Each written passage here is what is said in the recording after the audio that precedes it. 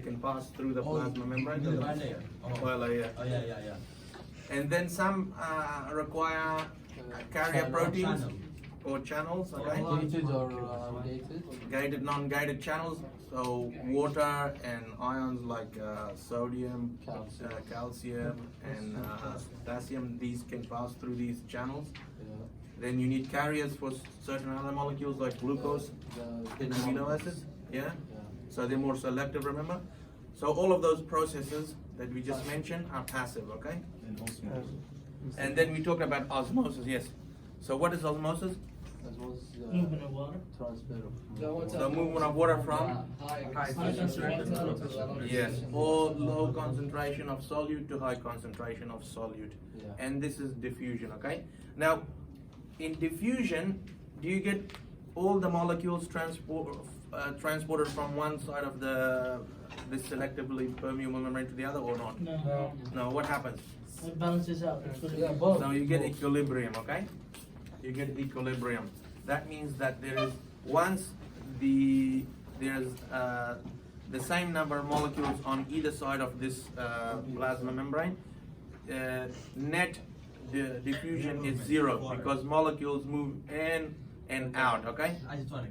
Yeah, so it becomes isotonic, as you said. Dr. Mujahid, Yes, what do you mean by concentration gradient? so concentration gradient is the difference in concentration between two adjacent or regions next to each other. And how do we can we establish that? You see the cell, it has a plasma membrane, all right? Mm-hmm. Inside of the cell is a different region to the outside, correct? Yes. So if we have a solution that is high in salt, okay, and we put the cells into there, okay, the salt concentration on the outside would be higher, okay? So there's a concentration gradient there. Lower on the inside of the cell, higher the outside. outside. So this is a concentration gradient, okay? A difference in concentration, okay? And that's vital for transport of molecules using this concentration gradient force. Yes, because without it, how are they going to move? Important. Vital means important. Vital sign. Vital means important. Like it needs this What do you concentration mean? gradient. Without it, diffusion is not going to happen. Yeah. Okay, so we move on now to the active transport where energy is required. So let me just get the slow computer to work.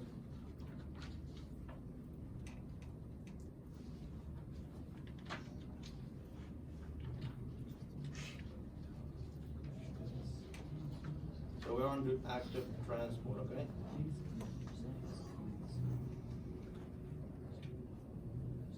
So now active transport is movement of molecules against their concentration gradient. So we're going uphill, you know.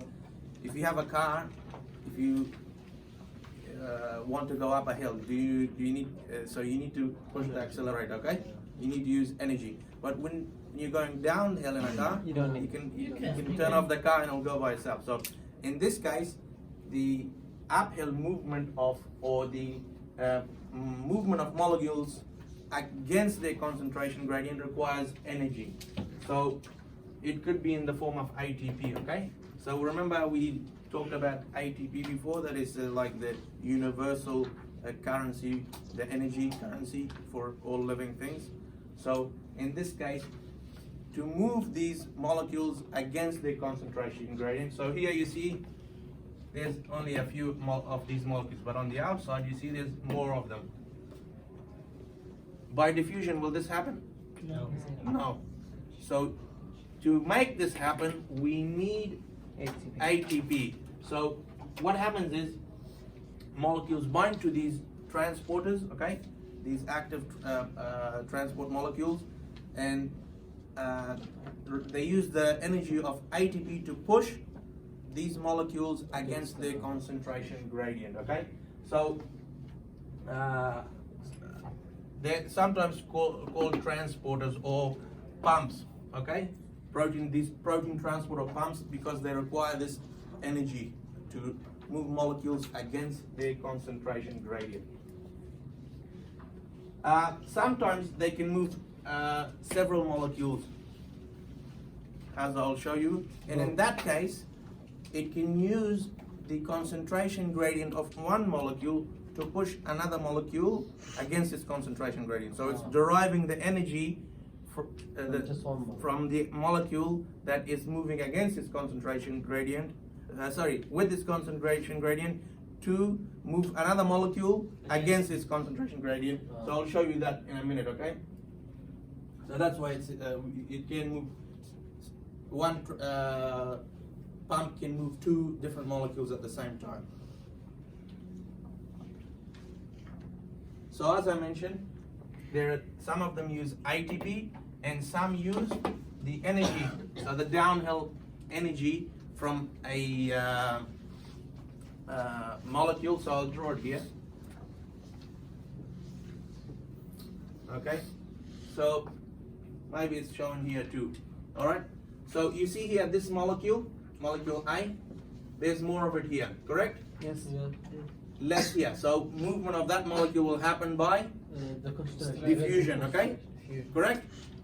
So this protein transporter can transport two molecules at once. So that one binds to it, and once this other one binds to it, so this molecule, you see there is 3 here, and there's, up to 10, okay? Molecules of it on this side. So it's moving against its concentration gradient. So can that move across by diffusion? No. No, it needs energy. So how does it derive energy?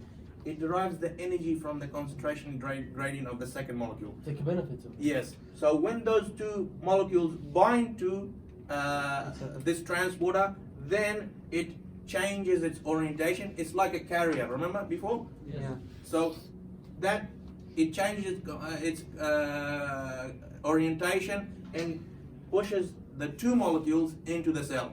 One with its concentration gradient and the other one against. And the energy is coming from the concentration gradient of this molecule here.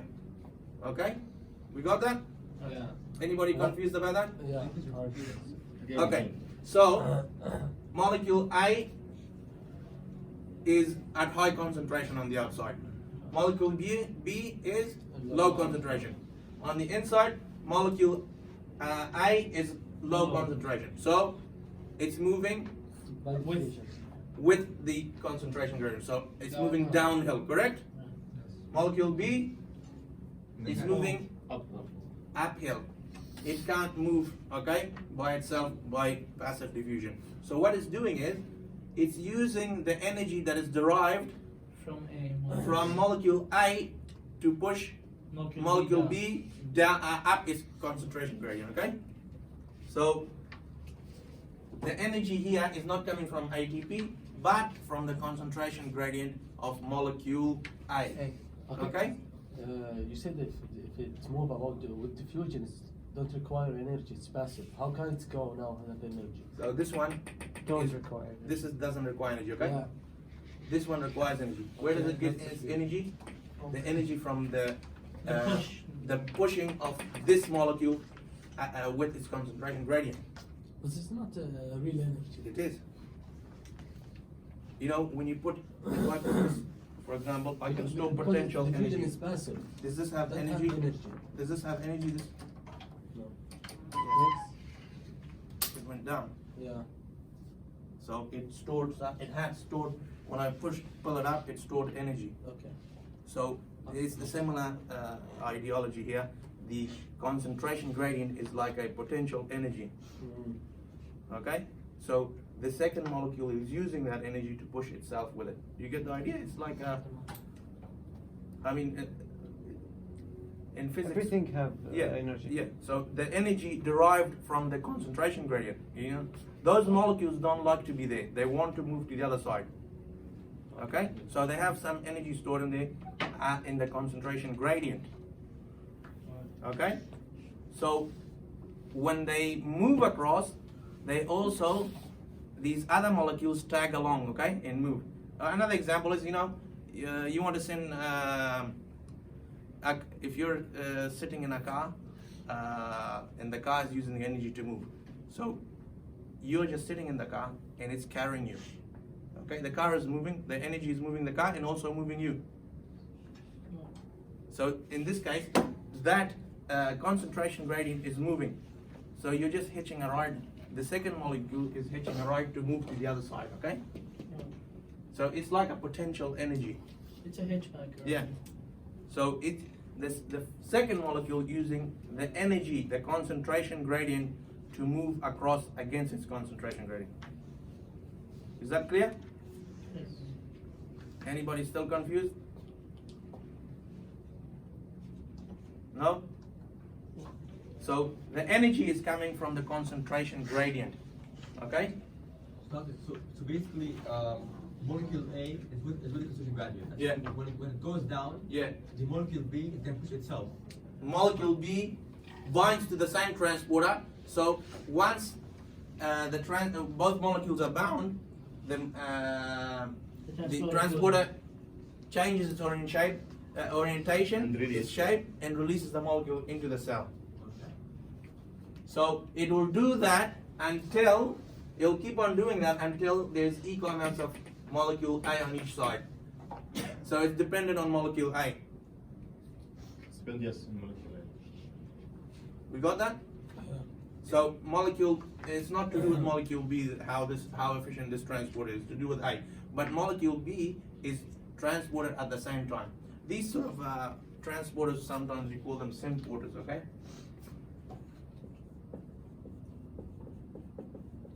Because they transport two molecules at once, okay? In the one direction. There's some transporters can transport molecules in the opposite direction. It can bring, so one in and one out, okay? So we call that antiporters, okay? Yes. Yes. The shape of the two molecules is only to illustrate the. Yes, they're different molecules. Oh, different molecules. Yes, because it's just to show that molecule B is not. So this could be sodium, that could be glucose. Okay, there is a sodium glucose transporters. Okay, or So you have potassium, sodium potassium transporters as well. Okay. Yes. So this sort of energy comes from two sources. One is the ATP, or the second type is the concentration gradient of a molecule to move certain molecules against their concentration gradient. Okay?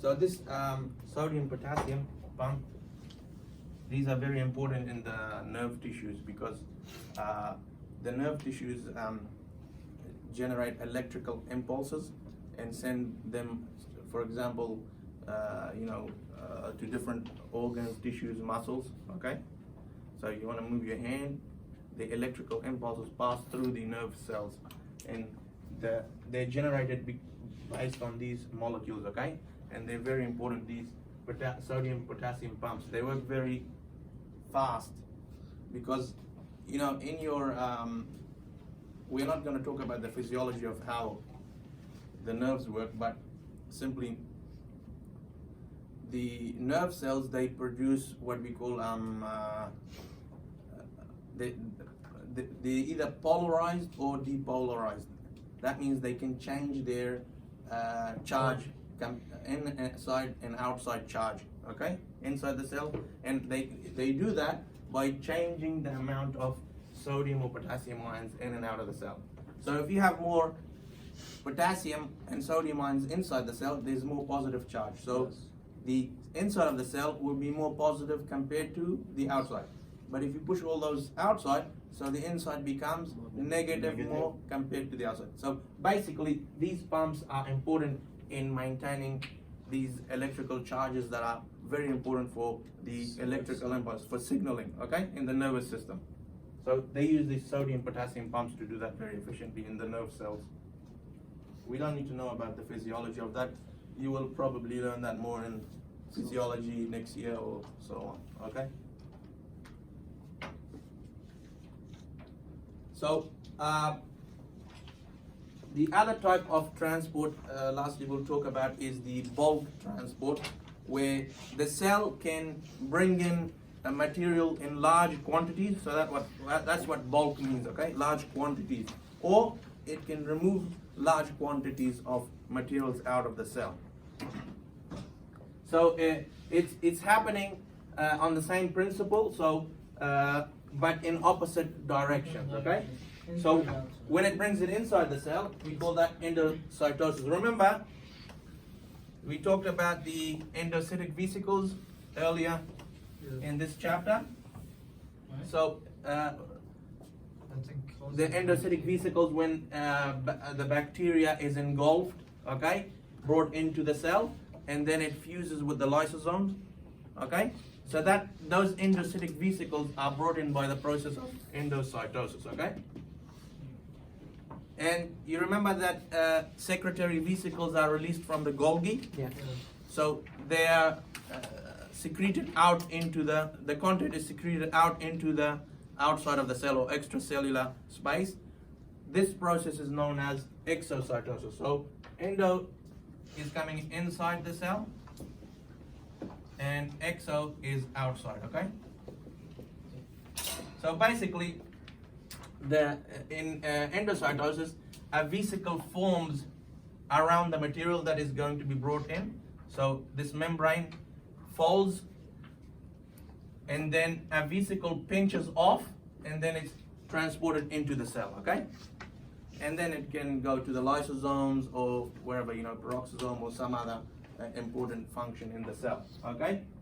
So that process is endocytosis, when a vesicle or the membrane surrounds the molecules, large quantities, either solid or liquid, and then a vesicle pinches off from the membrane, and then it's transported into the cell.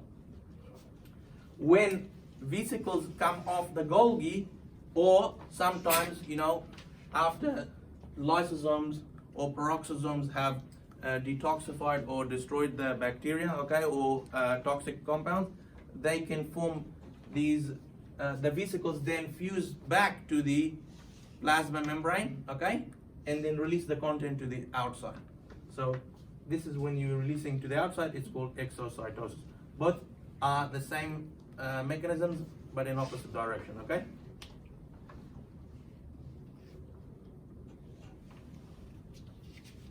So in endocytosis, we said it's so from the extracellular, okay, space, extracellular means outside of the cell, okay?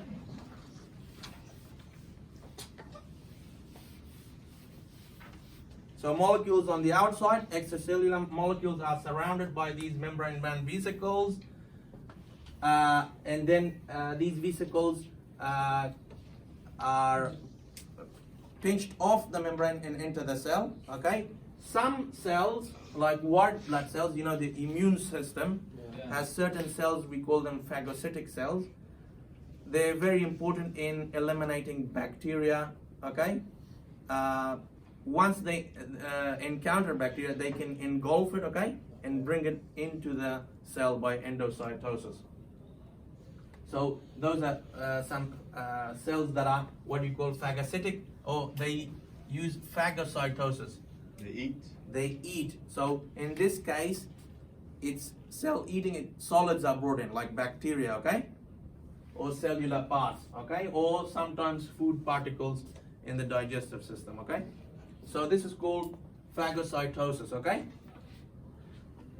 When solids are brought in, okay?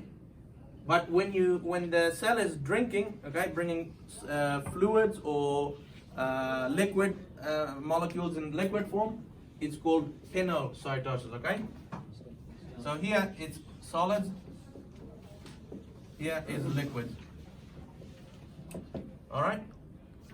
So cell drinking, pinocytosis, okay?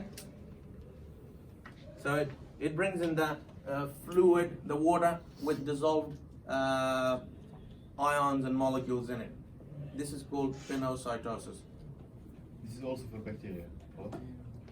Now, so we're just talking about in general about endocytosis, okay? It can be, if it's bringing in solids like bacteria, Yeah. phagocytosis, okay?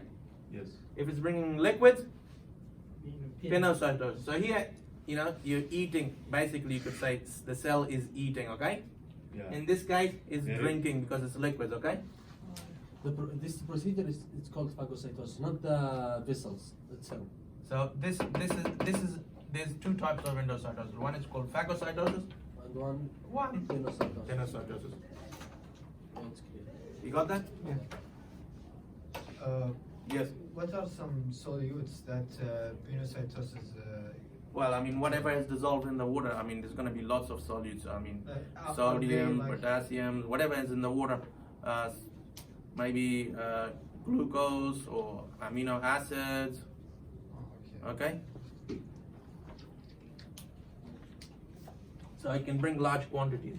This is an actual micrograph, electron micrograph of a cell using endocytosis to bring molecules inside the cell.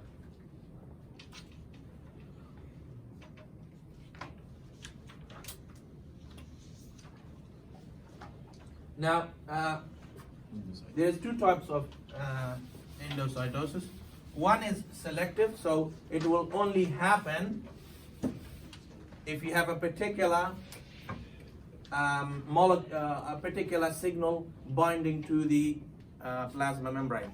So this type of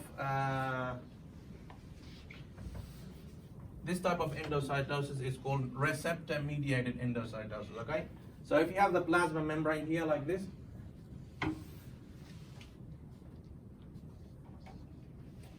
you have some, remember I said receptor molecules, they recognize signals from the outside. So, we got some receptor molecules. Now, for example, if insulin, insulin? Yes. It's involved in regulating, it's a hormone regulating the glucose levels in the blood, okay? So if insulin comes along, you got some insulin. Remember the hormones, they work by lock and key mechanism, okay? Yeah. The lock Yeah, and key. lock and key. So it's specific, each hormone is specific for the receptor. So in this case, insulin will come along and bind to here. So once enough insulin is bound to this receptors, what happens is that the cell induces endocytosis, okay? So it engulfs all these receptors. So what happens is, I'll draw it again.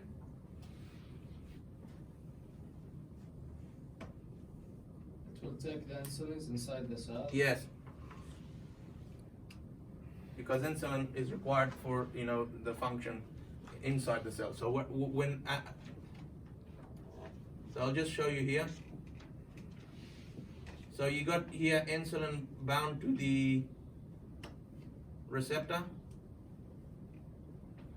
And then once enough insulin is bound, it forms this endocytic vesicle that will pinch off, and you'll get this vesicle with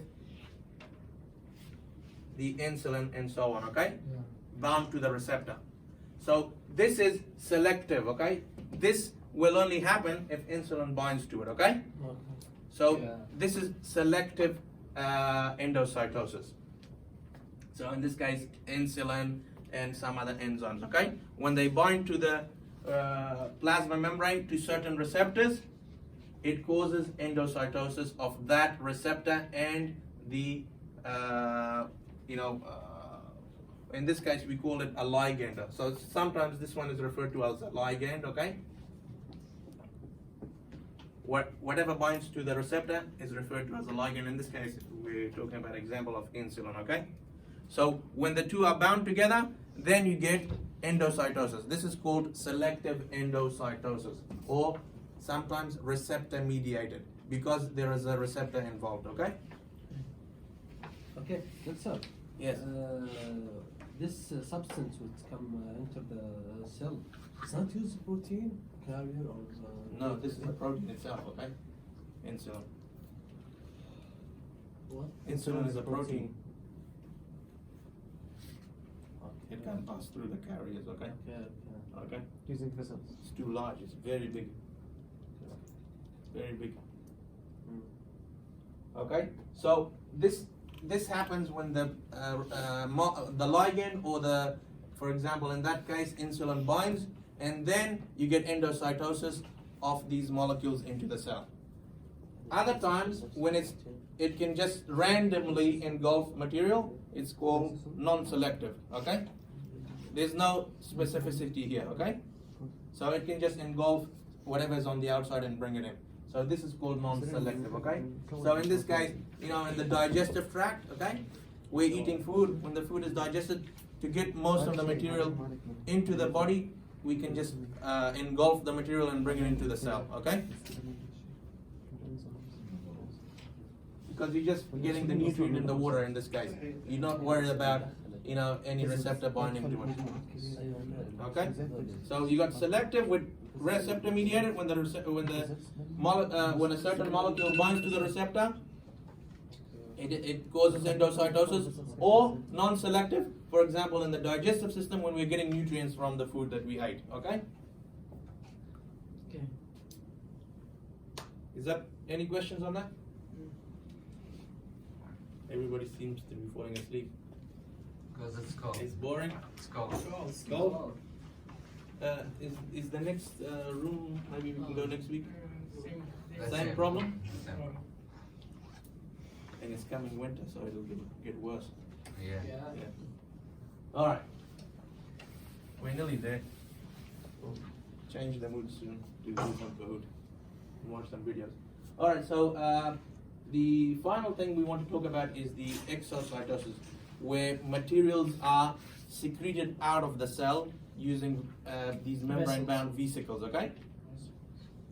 So you got vesicles inside the cytoplasm, they fuse, okay? They join with the plasma membrane and then release the contents into the outside or the external environment. So material is coming from the intracellular environment inside the cell to the extracellular environment outside of the cell. And remember, we had the vesicles coming from the Golgi, also vesicles that are from the lysosomes and endocytic vesicles joined together, just destroying the bacteria. Remember with the enzymes? Yes. They can move out as well, or the vesicles that came from the peroxisomes, okay? So they can also move out of the cell by exocytosis, okay? I think that's it. That's it. Summary for your own benefit. Okay, we got an activity here before we move on to the food. Which videos have you seen for this part? Have you seen any videos? No, next to the cells. Okay, I got 2 videos. We'll play them soon.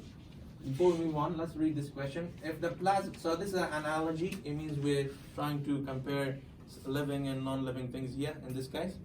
So, if the plasma membrane were a house, which of the following would be the doors, windows, and wires of the house? Okay. Possible lipids.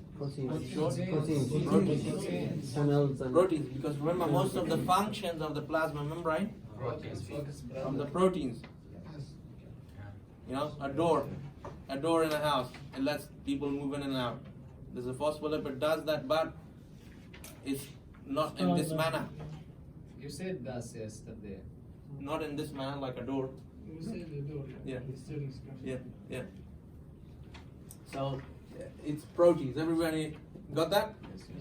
The second question: which type of transport is analogous to an old-fashioned mill that grinds grain into flour? You know, in the old times, they had this, a cattle moving around tied to this 2 stones, and they put the grain in there, and it as it moves, it grinds it. Okay, it turns it into flour.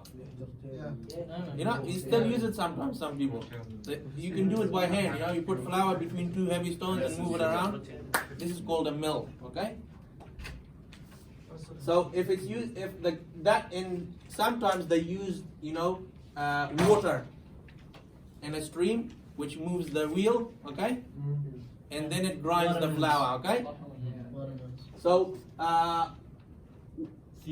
into flour by using energy derived from the downward movement of water, okay. Which type of transport is similar to that? Active. Active transport, because it's using the energy of the water moving downhill, okay? To break the grain, okay? Yes. So which method of transport allows the substances to pass like a ghost through the wall? You know, ghost, we don't believe in ghosts, but yeah. Okay. So let's watch a couple of videos on this, and then we'll move on to Kahoot.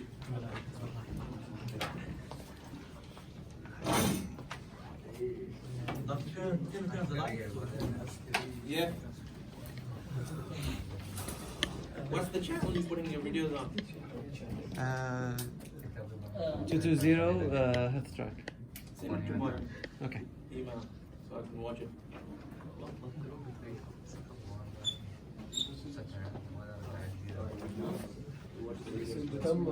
So first we will watch this video on the plasma membrane.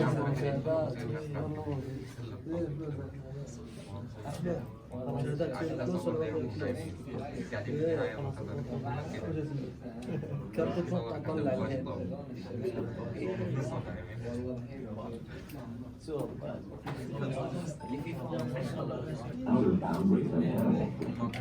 The plasma membrane is the outer boundary of an animal cell. It's made up of lipids, proteins, and carbohydrates. Phospholipids are the major components of the plasma membrane. These molecules have hydrophilic, water-loving heads, and hydrophobic, water-fearing tails. The phospholipids form a double layer called the lipid bilayer at the surface of the cell. Why does it form a bilayer? Phospholipids. Yeah. Yes. Why does it do that? Because it's the hydrophilic and So the water. not all substances can enter that cell. Proteins are embedded inside of the. Yeah, I'm asking why does it form? We're talking about now the bilayer, lipid bilayer. to protect the hydrophobic tails and put the hydrophilic up there. The reason is because the hydrophobic doesn't like water. Okay, they face each other, away from the water. Okay, Like oil and water. like oil and water. So they don't like to face each other. They don't like to face the water. So the best way for them is to face each other. While the heads are hydrophilic, they like water. So inside and outside of the cell there's water. So they face that way. So naturally, these molecules form this structure. Okay, because of their properties, their hydrophobic and hydrophilic properties. The hydrophilic heads on one side interact with the extracellular fluid, and on the other side interact with the cytoplasm inside the cell. Interspersed in the phospholipid bilayer are proteins. Some proteins are embedded in the membrane and span the bilayer. So what do we call those proteins when they're embedded in the bilayer? Integral. Integral membrane proteins, okay? Everybody got that? Others are located on one side or the other. What do you call those? Peripheral. Peripheral means Peripheral. means surface, okay? Yeah. On the surface, they're not embedded. Often attached to membrane-spanning proteins. Molecules of cholesterol are also scattered throughout the bilayer. What's the cholesterol for? To keep the fluid anchored. Yeah, to make the plasma membrane given mechanical strength, at the same time not making it too rigid, like stiff, Not too fluid. or too fluid. Balance, flexible but strong, okay? Carbohydrates attach only to the outer surface of the plasma membrane. Most of the carbohydrates are attached to proteins, forming glycoproteins. Glycoproteins often function in cell recognition. The structure of the plasma membrane is often described as a fluid mosaic. The proteins are interspersed among the lipid molecules like tiles of different colors within a mosaic. Many of the proteins are able to move sideways through the bilayer to some degree, giving the membrane its fluid quality. Okay. Doctor, Yes. may you please remind me of the components of a mosaic? So let me just go back to that video then. The plasma membrane is the outer boundary of an animal cell. So the fluid mosaic model is a description of the plasma membrane, okay? So it's giving a description of the plasma membrane. Now we see that the plasma membrane, the plasma membrane is made up of different components. It's made up of phospholipids, it's made up of proteins, it's made up of cholesterol, and it's made up of carbohydrates. Now, if we look at the plasma membrane, as I've said, it is fluid. It's not stiff, And not really. it's not stiff or rigid or too flexible. The components of it can move around, okay? They're not stationary. They're not in one constant place, okay? So this protein can be at one time here and then a few minutes later it could be somewhere else, okay? So these components can move around. They're fluid, okay? So that's where the fluid part of the fluid mosaic name comes from, okay? The description. The mosaic is because of the different components. You know what a mosaic is? Yeah. You know, in the masjids, you go there, you find these tiles, really nice tiles with different colors and makes it very beautiful Yes. because of the different color tiles. Here, we get the same thing from the proteins, cholesterols, and carbohydrates forming this nice pattern, okay? Or the glycoprotein. And this pattern is not stationary like the one you see in the masjid, you know, it doesn't change. This one can change, okay? Because it's moving. Yeah. So that's why it's called a fluid mosaic model for the plasma membrane. You got that? Yeah. Oh, so, Alright. so like it moves. But Yes. it changes the shape. The pattern moves. The pattern. The orientation. The pattern. You know what a pattern is? Yeah. Okay, Even though I shackle. put it down, In Arabic, I think it means shackle, doesn't it? The Yeah. pattern. Before. Yeah, it can change. Okay? No, in Arabic. Yeah. So, yes. even the pattern and the down plasma. Well, obviously it's gonna change because the proteins are moving. Yeah. And because it's more flip, Yeah. flip Yeah. up. Yeah. So Two it ways can. to move. So this thing can move around here. The phospholipids, as I show you in the video. Have a look.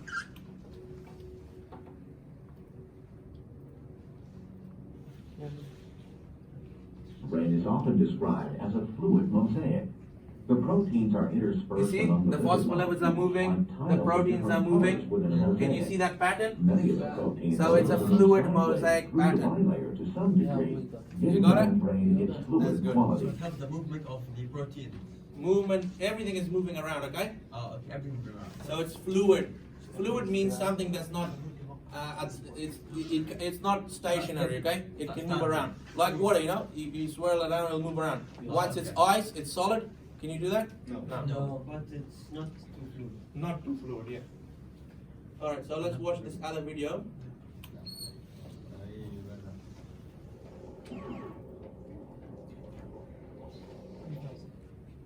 The plasma membrane regulates the passage of molecules into and out of the cell. It's capable of carrying out this function because it's selectively permeable, meaning that it allows certain substances to pass while preventing others. Basically, substances enter the cell in one of three ways: passive transport, active transport, or bulk transport. Let's look at each of these in turn. Passive transport is the movement of substances into or out of a cell without the expenditure of energy by the cell. One form of passive transport is diffusion. During diffusion, molecules move across a membrane from an area of high concentration to an area of low concentration. The molecules are therefore said to be moving down a concentration gradient. This continues until equilibrium is reached and the molecules are distributed equally.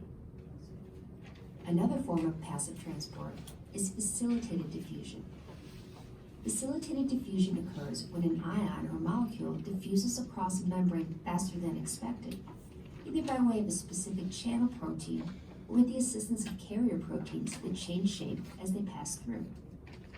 The diffusion of water across a membrane, or osmosis, is another example of passive transport. In many cases, specialized proteins called aquaporins allow for the more rapid transport of water molecules. The second type of transport, active transport, requires the input of energy in the form of ATP.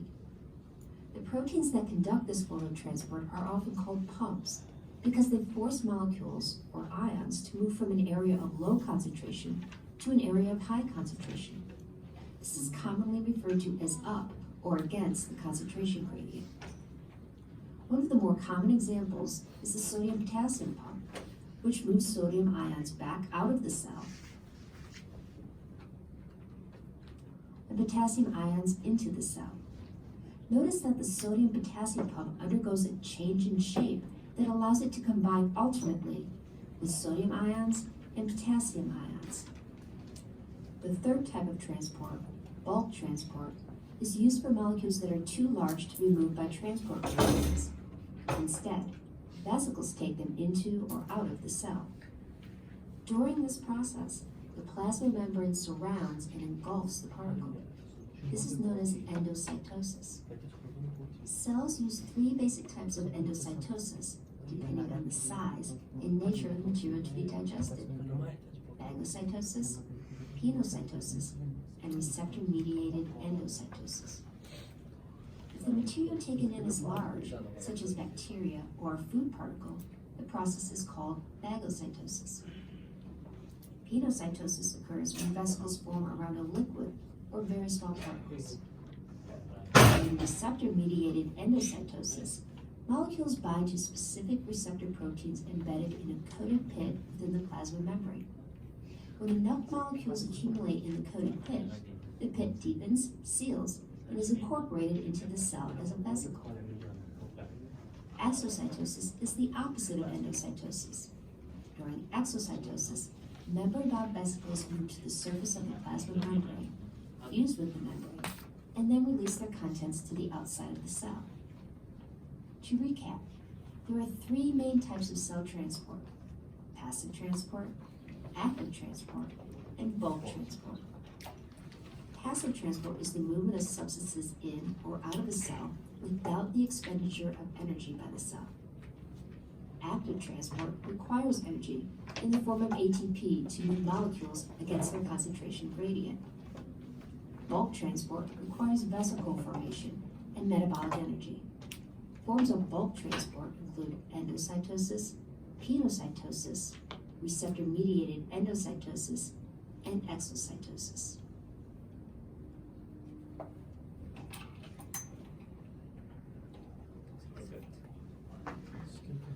Doctor, can you upload this and it's not on the platform? Should have been already.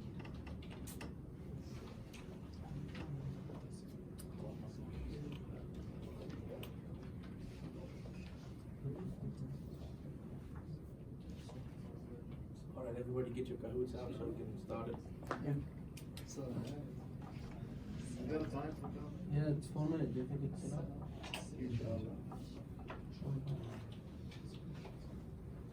So you have to sign quickly today. Okay.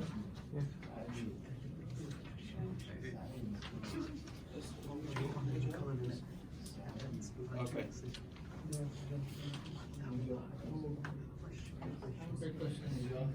We'll do one Kahoot. It's only about 9 questions, okay? Or 8 questions.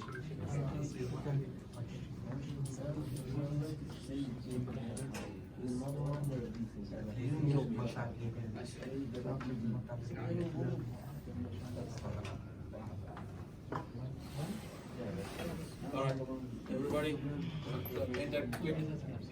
You got 30 seconds to do it. Into the code.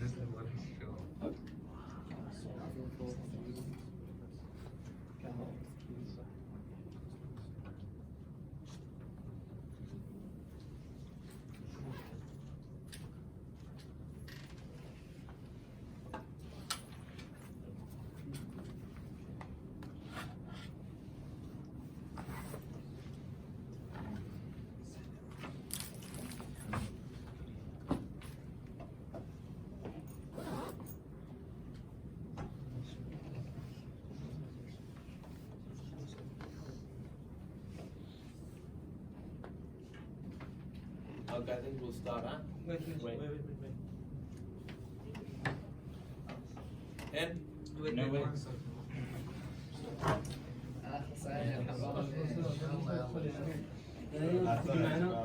In? Wait. 1 minute we have. Yeah, 1 minute. Yeah. Okay. Start. Start.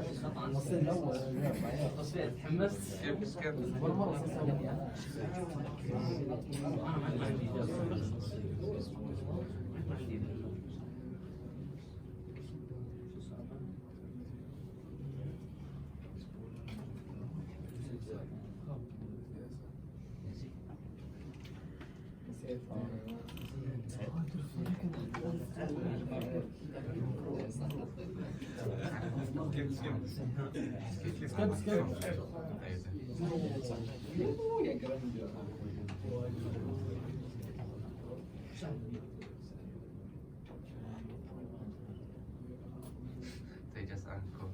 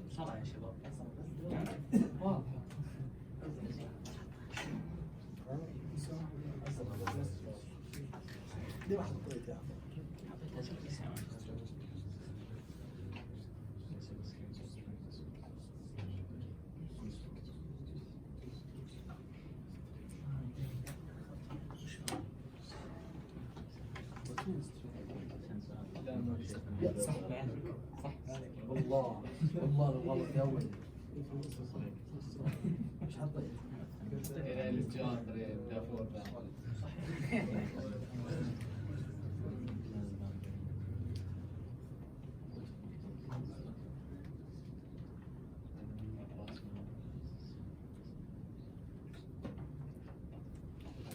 We don't give you questions like this one in the exam, negative question, but I just put it there to show.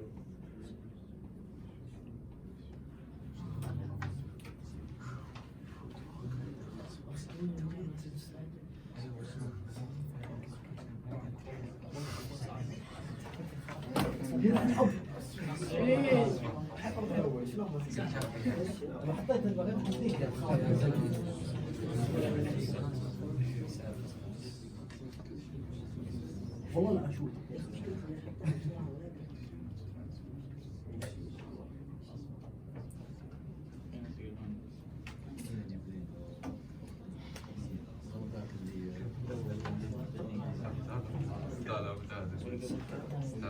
So this is some of the type of questions.